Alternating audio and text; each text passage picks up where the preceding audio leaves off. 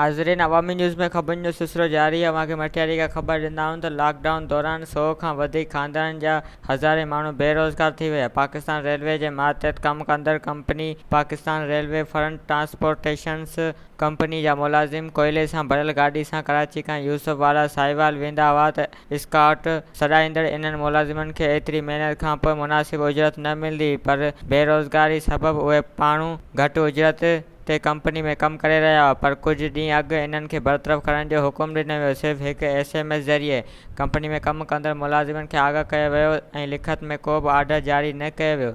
ज़रियनि जो चवणु आहे त इन्हनि बेरोज़गार नौजवाननि सां कराची में क़ाइमु हिन कंपनी जे ऑफिस में ठगी कई वई, जंहिंजो सदर दफ़्तरु लाहौर में आहे। कंपनी जे उहिदेदार हुकूमत जे इन ऐलान खे तुॾे छॾियो त लॉकडाउन दौरान कंहिं बि मुलाज़िम खे बरतरफ़ न कयो वेंदो, पर इन्हनि हिकु SMS ज़रिए जारी करे सभिनी मुलाज़िमनि खे शाही हुकुम सां बरतरफ़ कयो वियो, जंहिं करे सभई ख़ानदान बेरोज़गार थी विया।